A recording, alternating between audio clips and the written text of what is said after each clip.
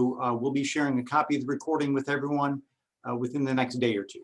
So again, thank you for joining us today. So this is the format for today's meeting. We've got a PowerPoint presentation that'll take approximately 30 minutes to get through. At the conclusion of the presentation, I'll open it up for general questions. I do want to say that this presentation is very informal, and you're certainly welcome to ask any questions throughout the presentation. If you do ask a question that's addressed a little bit later in the presentation, we may ask to put off that question or put it on hold briefly until we get to that. I'll also be monitoring the chat box if anybody wants to submit questions there. I also want to say that today we're very fortunate to have Dr. Jean Davis, Director of the PhD program, joining us. Dr. Davis will be discussing the logistics of the program and answering questions as appropriate throughout the session. Dr. Davis's research focuses primarily on the study of sleep and circadian rhythm disorders. So welcome, Dr. Davis. Glad to have you with us today. All right, we're going to do a quick sound check. Hopefully everyone can hear me. This may sound silly, but if you can't hear me, could you either speak up or post a note in the chat? Or let's do it the other way. Mia, can you hear me okay? Yes, I can hear you. Okay, Perfect. Tiffany, can you hear me okay?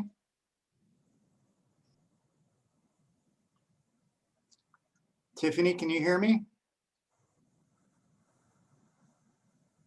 That may be an issue. Hold on just a second.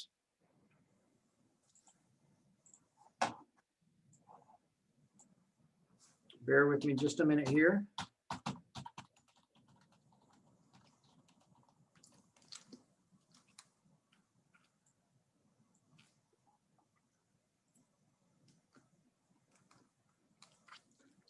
I'll give her a minute or two to respond, but just as a reminder, I will be sharing a copy of the slides probably tomorrow. So if she's not able to hear, she'll get a copy of the recording. She'll be in good shape there.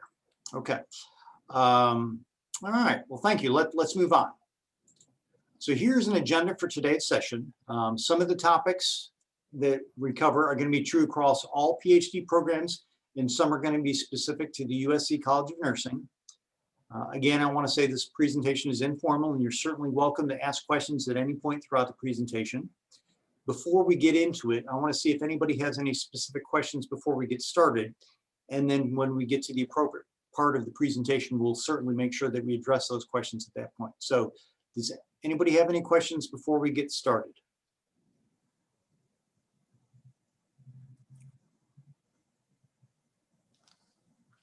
Not at the moment. Okay, thank you. All right. Well, I'll tell you what, let's go ahead and move on. So at this point, Dr. Davis is going to take over and tell us a little bit more about the specifics of the program. So Dr. Davis, take it away. Thank you very much, and welcome everybody. Can everyone hear me? Yes, you're good. Okay, good. First of all, I do want to talk to you a little bit about the difference between the PhD degree and the DNP degree. Basically, the PhD is designed for you to become a scientist. Now, the fact is that you will become a nurse scientist, but the whole idea is that this is a program to train and educate scientists.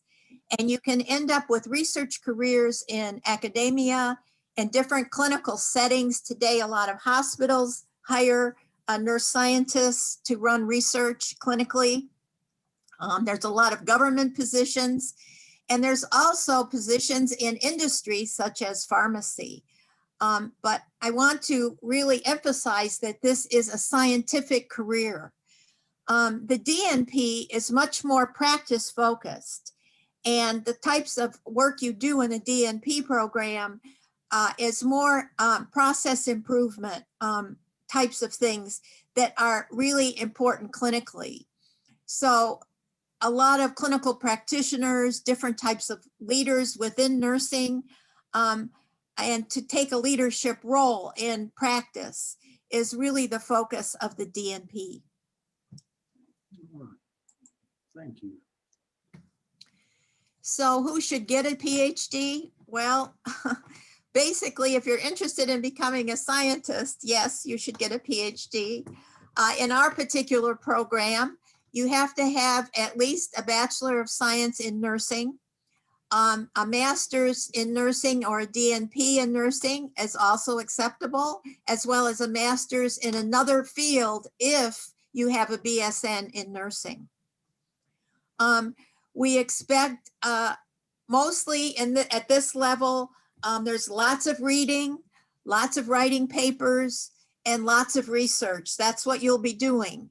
And so there aren't a lot of exams per se. It's much more focused on reading, writing, critiquing, and practicing conducting research. If you're someone who's curious, has had a lot of questions about different things happening in practice, and you often ask why, and you enjoy discovering new things, you may want to seriously consider getting a PhD, because you will be doing original research. There's lots of career opportunities, like I've already said previously. Academia is one of them. Many of you probably know we're very short in academia in terms of nursing faculty. There's lots of government positions. For instance, National Institutes of Health has lots of positions for nurse scientists. Again, in health systems, more and more hospitals are hiring nurse scientists to run research programs. And of course, there's lots of implications for practice in industry. All right, thank you. In terms of our particular PhD program, it consists of several basic things. First of all, there will be 2 years of core classes. These classes are core to becoming a nurse scientist and are required. Then you will also have elective courses that you will take that are used to help expand your particular area of knowledge. So for example, if you just took my background, I do sleep research. And when I was getting my PhD, my elective courses were really focused on physiology, neurophysiology, how to do sleep research. So that although my basic core courses were, of course, in nursing, this expanded my background. And that's the kind of thing we do with your elective courses, is to expand your background in a particular area so that you can be competitive in terms of the research you conduct once you graduate. Following taking all of your electives in your core classes, you will take a candidacy exam. This actually is to determine the level of knowledge you have based on your core classes. And then once you pass that exam, you become a PhD candidate and you move on to conducting your dissertation, both writing a proposal, actually collecting the data and analyzing it, and then going on and defending your final dissertation. Now, Dr. Davis, I know that some of the students will use their elective courses to get a certificate in another area. Do you want to talk anything about that? That is possible here. You can look at certain certificate programs that might be useful to you and then take those courses and use those as your elective. So for example, we have a student right now who is getting a certificate in this whole area of human trafficking. And that's the area she wants to do research in. So that there's different types of, there's even like education certificates and those kinds of things if you're interested in getting into higher education. So we have lots of different certificate programs here at U of SC. And so certainly that's a possibility. Thank you.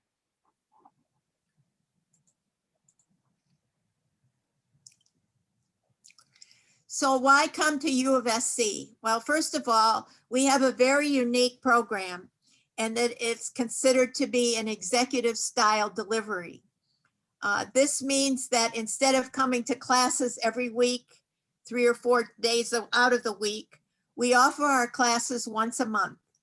And we put them together on a Friday and Saturday once a month so that you're taking your courses all together.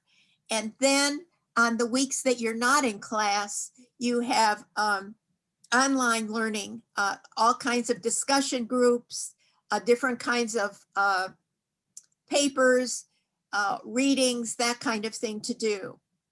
So it's sort of a hybrid program, but the executive style means you are in classes once a month.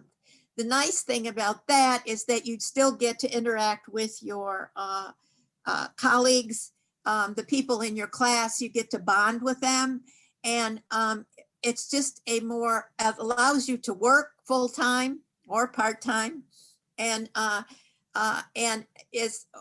we've been doing this for about 2 years now and have found it to be quite successful. The other thing here is that we have an individualized program of study. So we're very interested in what it is you want to study because we want to be able to support that. And so, as we've already said, with your electives, they will be individualized to what you need as well as what you're interested in. And in addition, everything from the very first course you take is focused on the type of study you want to conduct.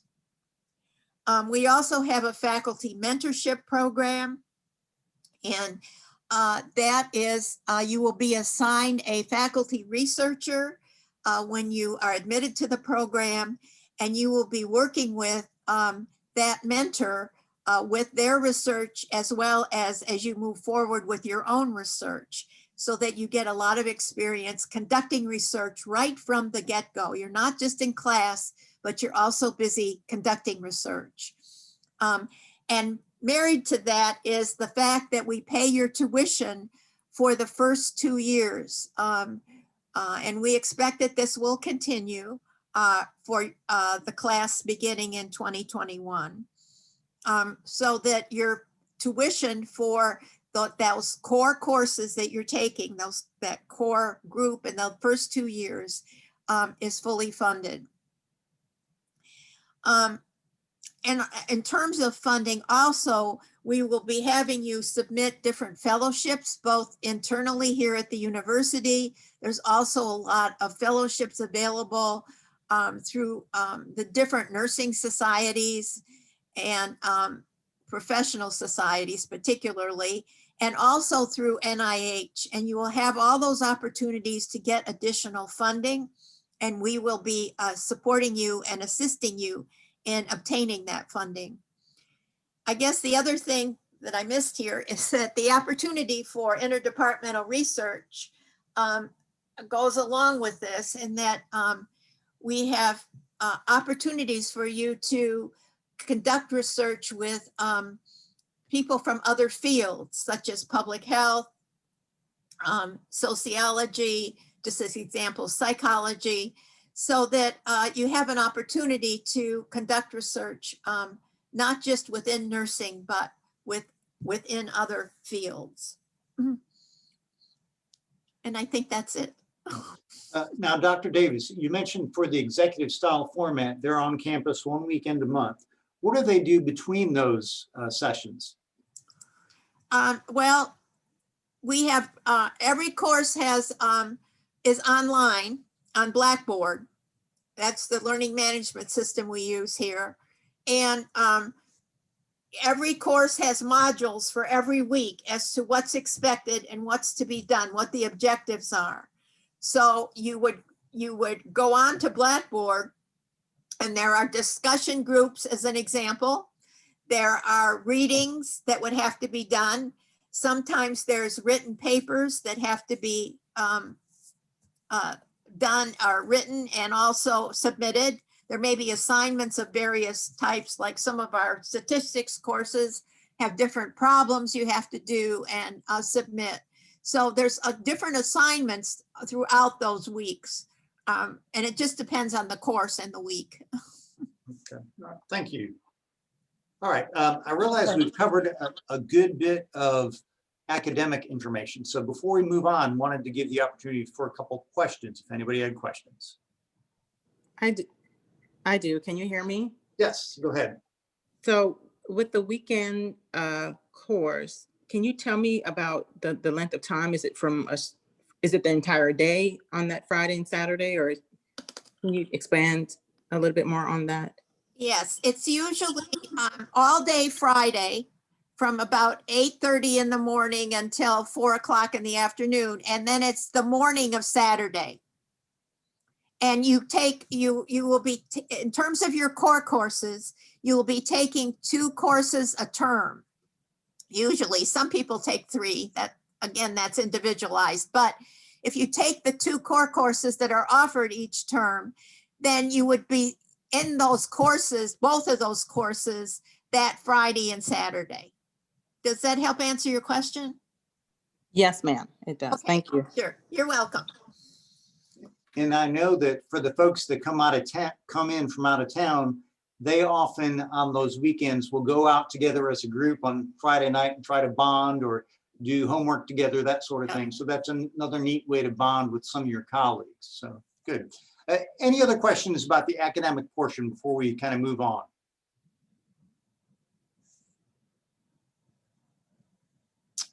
All right, well, let's keep going then.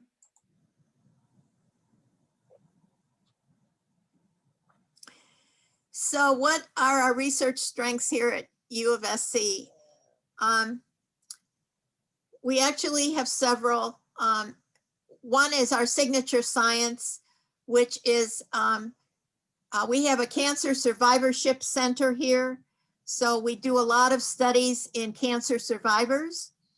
And for example, I have one going on right now in which we're looking at the sleep disruption in cancer survivors 5 to 10 years out of having had chemotherapy, because cancer survivors suffer horrible symptoms that really haven't been addressed. They're really a really understudied group. And so we're very fortunate to have this center where we have several faculty who are experts in conducting research on cancer survivors. We also have a center that looks at the Acorn Center that looks at chronic conditions. So our faculty are very attuned to studying populations with chronic conditions. We also have several faculty that study the rural populations and health disparities, and it's one of the major focuses of our program. The other thing that we are also have expertise in is biobehavioral studies, meaning we don't just look at patient behaviors, but we also look at biological and biomarkers and how to measure those behaviors, and not just, for instance, for example, giving out a psychological questionnaire, but rather also looking at maybe cortisol levels or some other biological biomarker that helps validate the more soft measures that we use. So those are really our big areas, overall areas that we have expertise in. But we also have some other emerging sciences that would be available to you. We're doing a lot more now with big data and technology related to big data, including genomics. We're doing a lot of work with mental health, and we have faculty that have that expertise. Their PhD research is in the area of mental health, and then family and child, particularly a lot to do with maternal child health. We have expertise in that area. And then we have all kinds of methodological expertise if you want to do quantitative studies, if you're interested in more qualitative work. And we also have experts in mixed methods, which is actually quantitative and qualitative together. So those are the backgrounds we have. If there's a particular interest you have, a research program you're interested in, just let us know, because we can let you know what we would have available to help support that. We really try to fit you with the faculty that have maybe aren't doing exactly your research, but do research in the area that you're interested in. That's really important.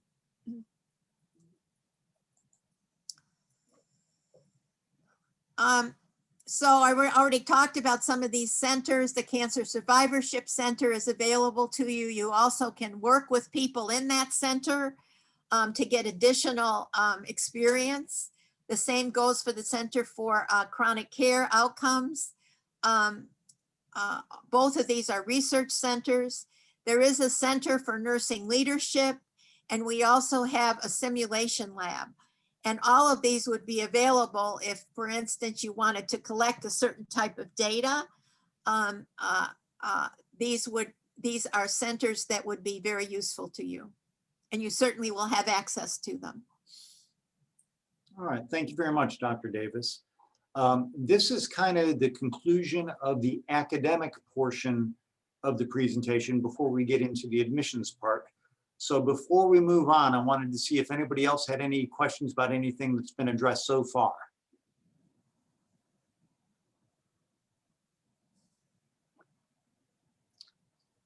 Okay, having not heard any, let's move on. So as I said, I'm going to be taking back over for the time being, and we'll discuss the details of the admission process.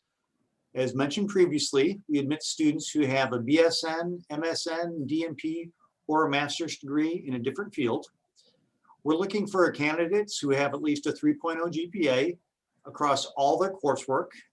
If you're someone who doesn't have a nursing degree or completed a non-nursing degree before getting into nursing, we'll look at all your grades, but we'll pay special attention to your nursing courses and any other science coursework that you've done.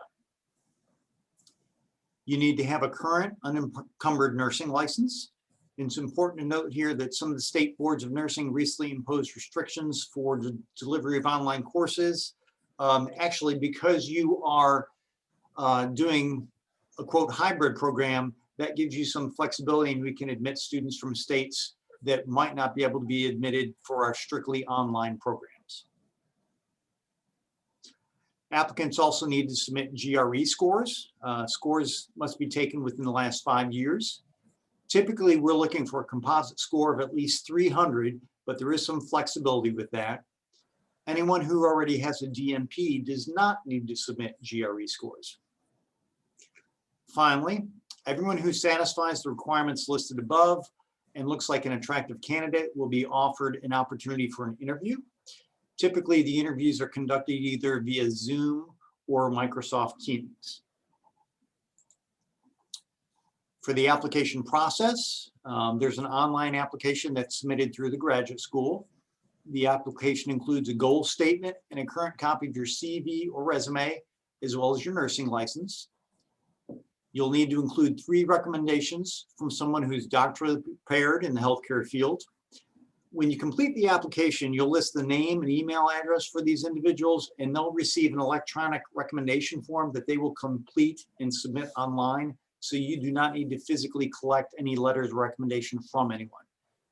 If they have a hard copy that they'd like to upload, they're certainly welcome to do that, but don't feel that you need to get those from them.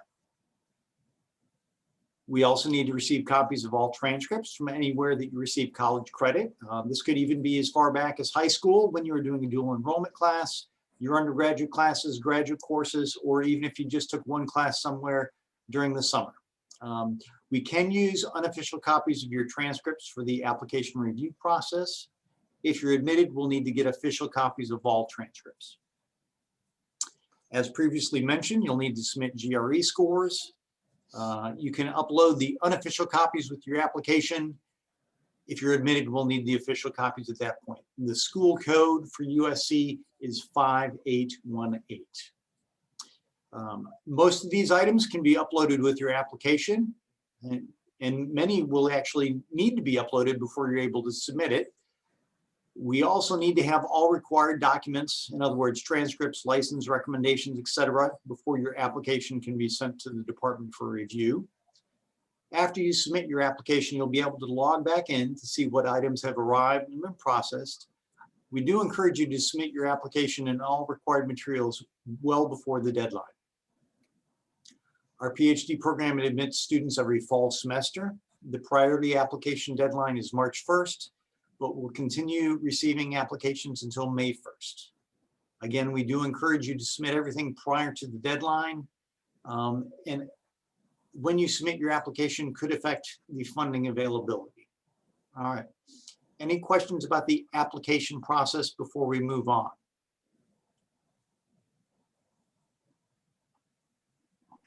Nope, that was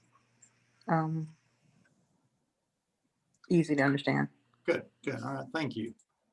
All right, so where do you send everything? As I mentioned, most of the items can be uploaded with your application.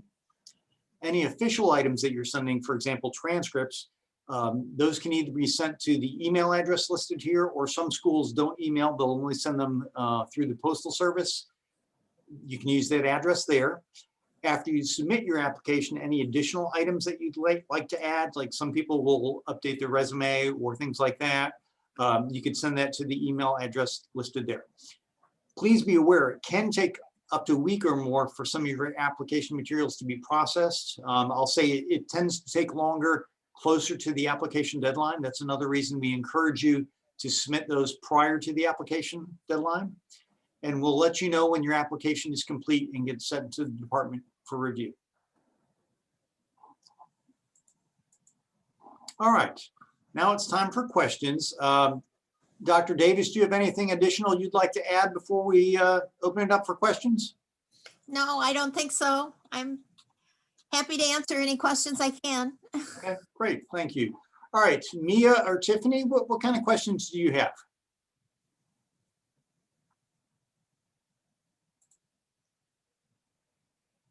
I just had a question about the competency exam. I don't know if that's what you called it earlier. Can you elaborate more on that? Like what would that include? Is it a writing exam or what? Okay, well, we have, all right, let me explain that in a little bit more detail. We have a qualifying candidacy exam, which occurs right after you finish all your core courses. And the focus of that exam is to ascertain your knowledge from all those courses. And that is, right now, that consists of a written exam that you have a week to do at home, 7 days. And then it's followed by an oral defense. So what happens is that after your written is reviewed and graded by a committee, you then do an oral with your committee in which they ask you questions if they see any areas that might be weak, and they want to review with you. So that's that exam. Then that's followed, once you finish that and pass it, by our comprehensive exam, which is really your dissertation proposal. So once you've written the first 4 chapters of your dissertation, you then get approval by your committee that they're in good shape. And you then have to orally defend that, you do an oral defense of the proposal. So those are the 2 major exams that follow. And that's pretty typical of every PhD program in the country. That's what we do. Does that help?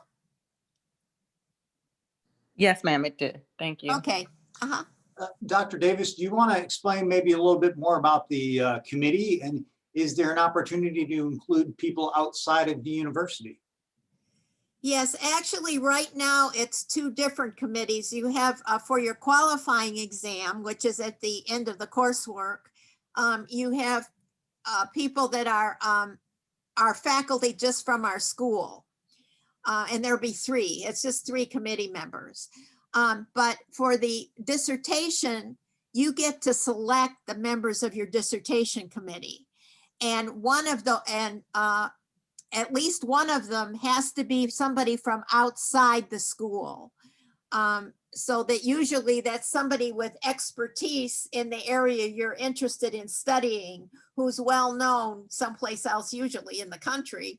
That is what we call your outside member. So for the dissertation committee, you get to select the people that you want to be on that. Two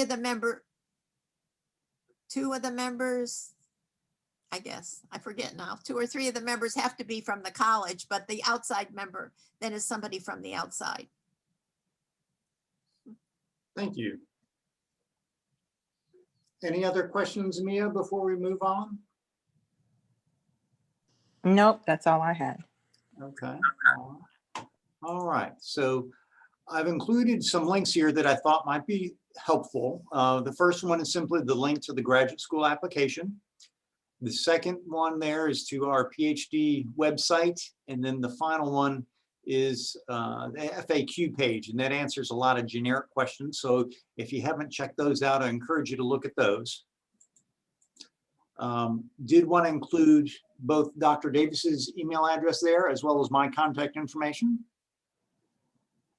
All right. So, oh, excuse me. I'm not sure what happened there.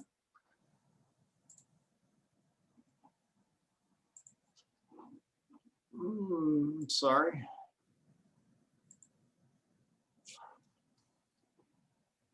Not sure what you guys are seeing now. Sorry about that. Having some technical difficulties. All right. So any other questions before we move on?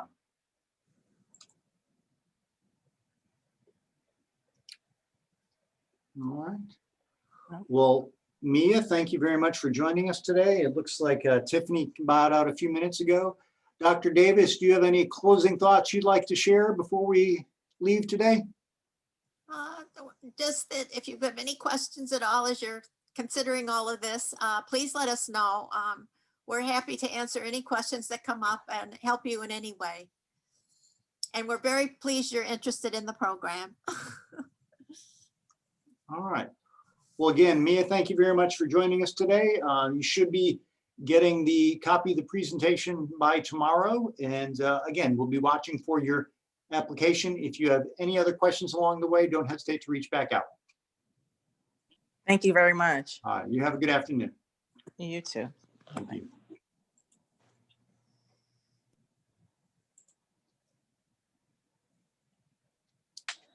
Thank you, Dr. Davis. Yes, thank you, Scott. Binto, I don't know if you can hear me. I see that you just joined us, so bear with me just a second.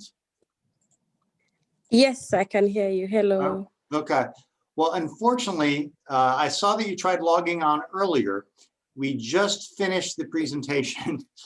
Oh, yeah, because of the time difference, I'm in Germany. It showed me different times, so it's very difficult for me to know what exact time. I understand. Now, I understand. That's not a problem.